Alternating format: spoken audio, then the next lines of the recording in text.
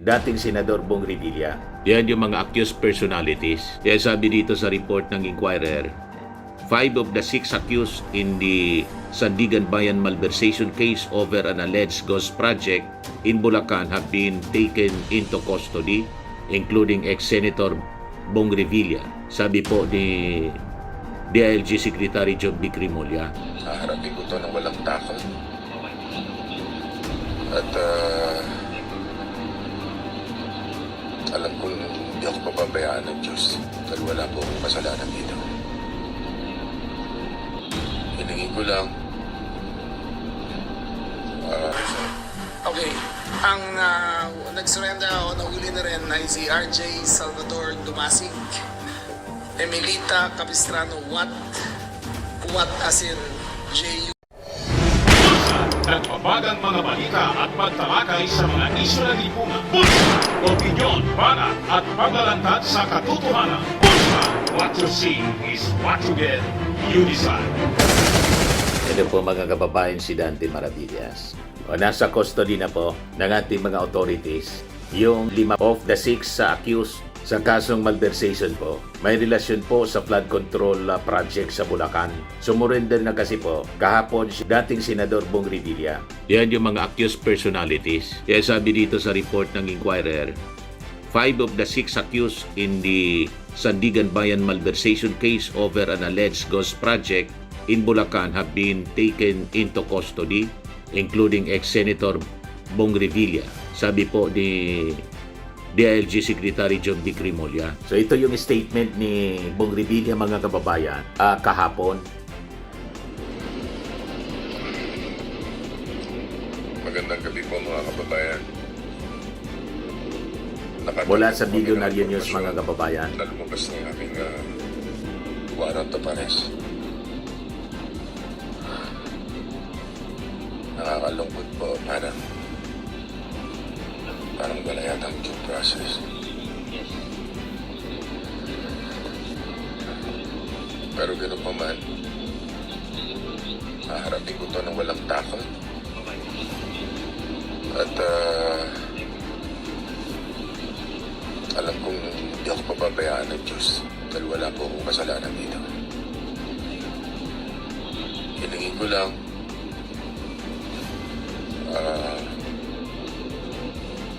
hindi ako ng panalangin at patatagin niyo rin po ang aking pamilya.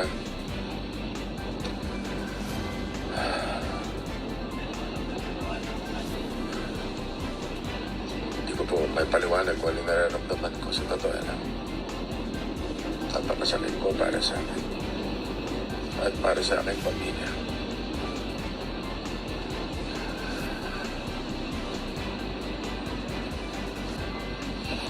Lamang po, maraming salamat.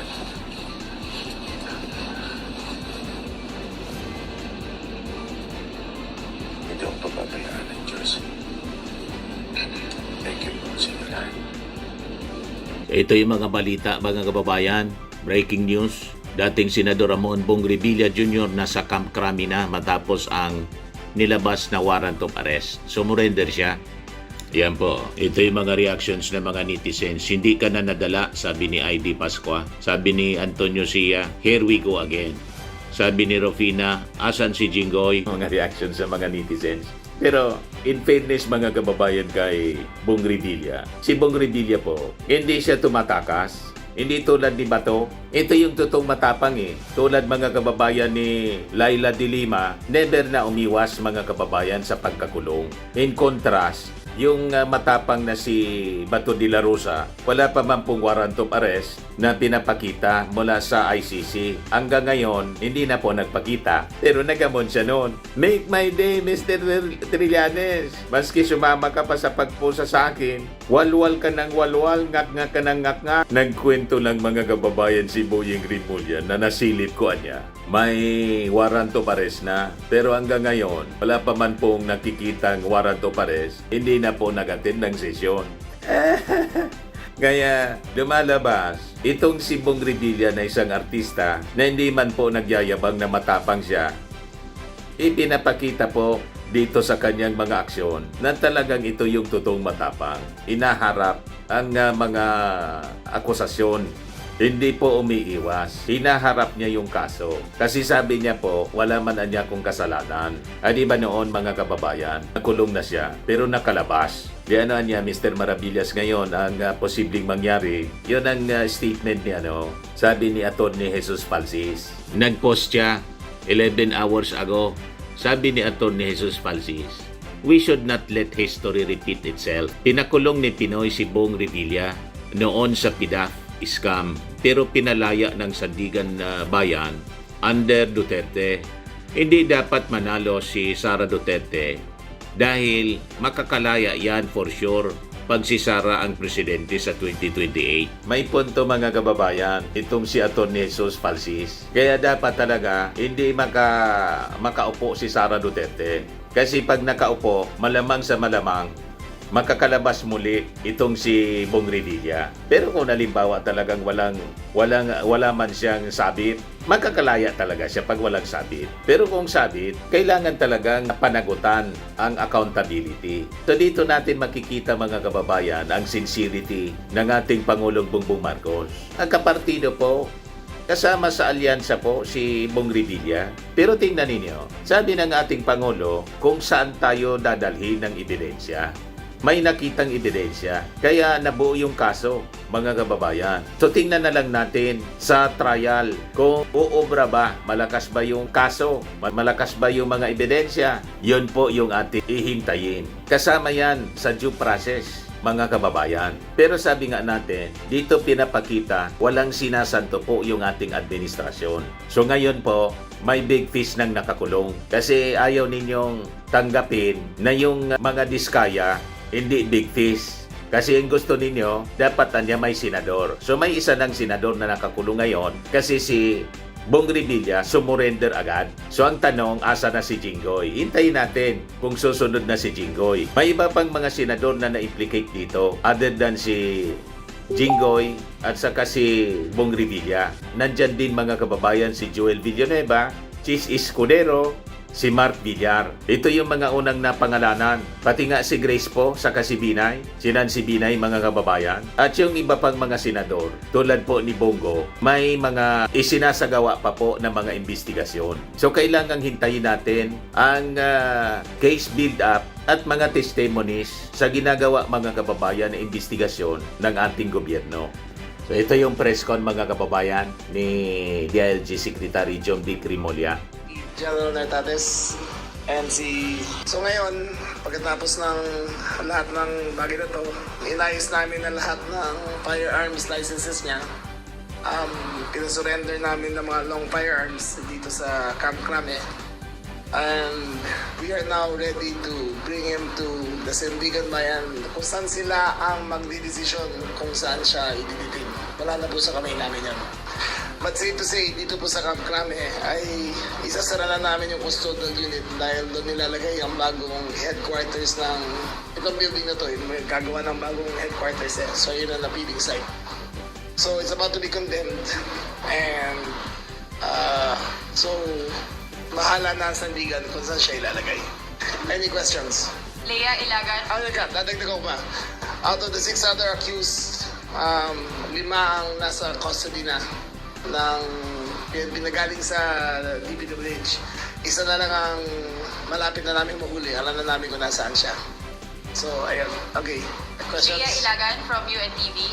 Good morning, Secretary. Sir, ano po mga proseso pagkatapos sumuko kagabi? Ano po yung mga pinagdaan ng proseso ni... Ay, yung normal, yung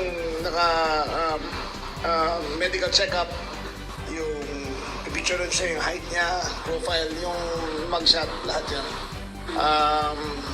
Kinuha ang fingerprints niya, then the normal process na ginagawa sa lahat ng mga detainees. Sir, bakit po kinailangang isurrender yung kanyang mga barel?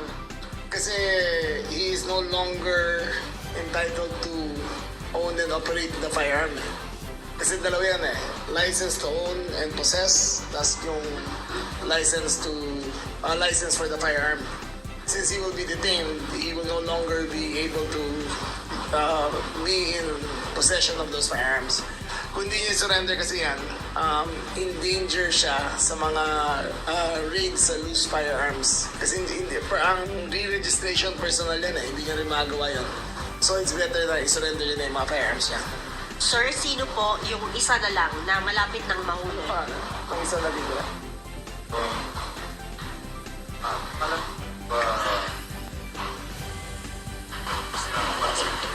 Para lang klaro, no? Ang connected to the flood control scandal, ang nag-surrender ay si Ramon Bautista Bong Revilla Jr., voluntary surrender. Si Bryce Hernandez ay currently under the custody of the Senate.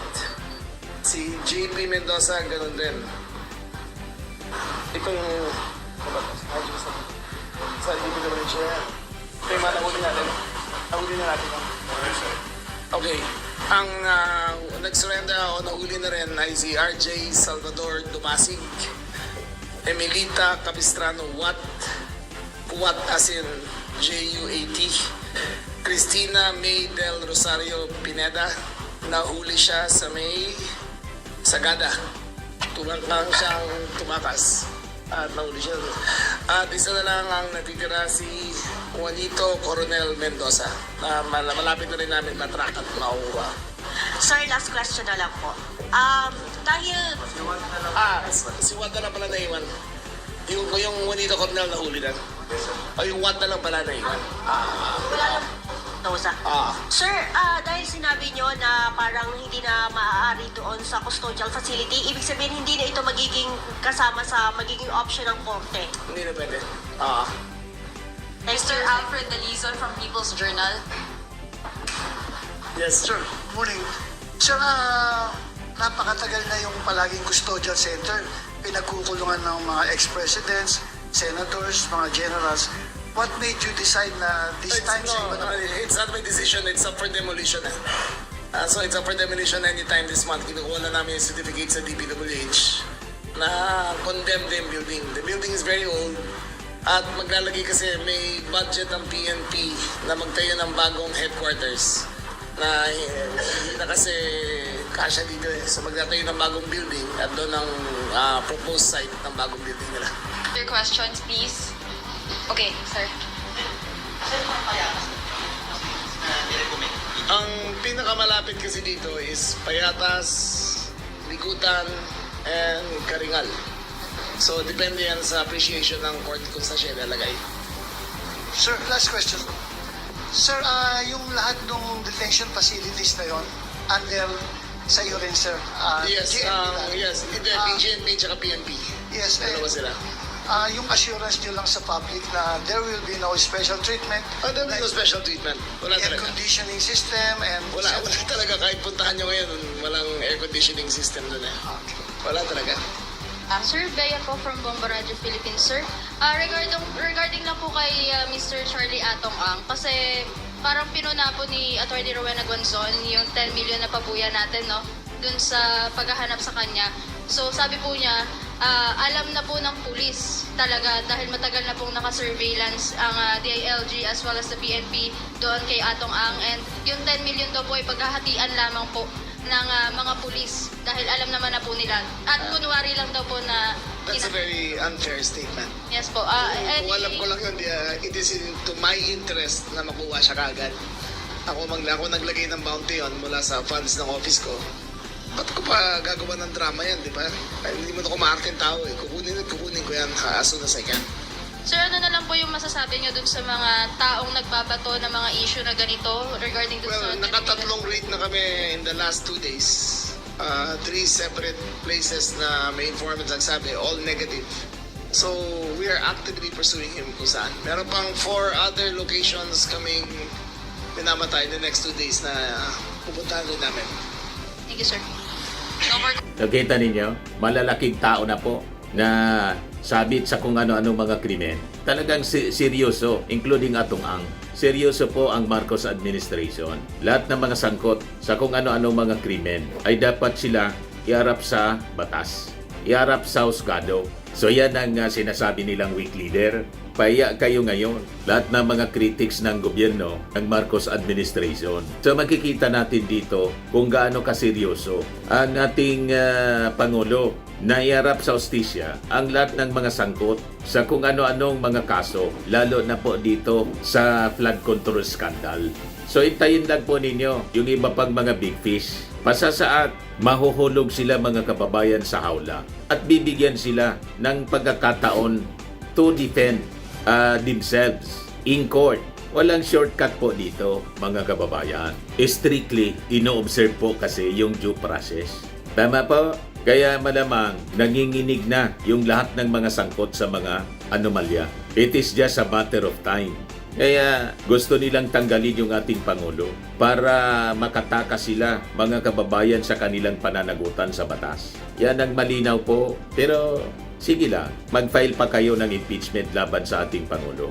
May panibagong impeachment na sabi ipafile sa ating Pangulo mula naman sa Makabayan Block. Sabi diyan, isa pang impeachment complaint versus President Marcos. Nakatakda ring maghain ng Makabayan Block ng isa pang impeachment complaint laban sa Pangulong Marcos. Ito na lang daw ang nakikita nilang paraan para mapanagot ang Pangulo sa mga umano'y impeachable acts gaya ng katiwalian sa budget at pagtanggap umano ng kickback mula sa iba pang infrastructure projects. We believe that the basis for impeachment is present in the systematic plunder of the budget, the ballooning unprogrammed funds used for anomalous flood control projects, and the serious allegations of palace kickbacks in infrastructure projects, sabi po ng Makabayan Block. Bring it on. Kanya-kanya silang agenda. Yan ang problema dito sa Pilipinas.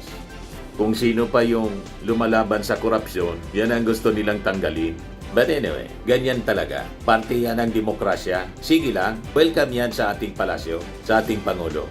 Ayan man lang po, abangan natin yung mga susunod na mga kaganapan. Kasi exciting na po yung mga kaganapan ngayon. Maraming ganap.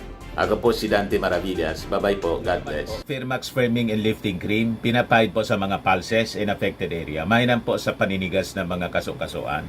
Ito naman po, Automax Radiant Serum. Sa mukha naman yung application. Anti-aging po siya. You will look 10 years younger than your age. Sa mga cancer patients naman po, baka lang gusto ninyo itong itry. Neng siya red mix fruit drink. Hindi mo po siya gamot, food supplement siya. Kaya lang, gawa siya mga kababayan sa goji berry. Yung goji berry may anti-cancer properties. O ngayon, yung mga inquiries ninyo, dumiritso na lang kayo sa aming messenger sa Facebook para masagot namin agad. Ayos pa? Ayos na ayos niya, Mr. Maravilla. Sa mga nagana po ng malinis and spacious fitness gym, pumunta lang po kayo sa aming Colossal Fitness Gym. May Grab car rental din po kami. But anyway, ito po pala yung aming bagong product na binibenta online. I am worldwide amazing pure organic barley powdered drink mix from Australia. Negosyo to ng aking anak na architect entrepreneur Riz Maravillas. Ayan po. Kontakin na lang po ninyo siya, Riz Maravillas on Facebook. Ang mga health benefits niya, boost immunity, improves digestion, enhance energy levels, packed with antioxidants, prevent cancer. Ito naman po yung bago naming product na binibenta online. Eye Glow Serum, whitening po siya. Tingnan ninyo yung epekto sa aking anak na architect before and now. Yung mga inquiries po ninyo, dumiretso na lang kayo sa kanyang Facebook account, Riz Maravillas.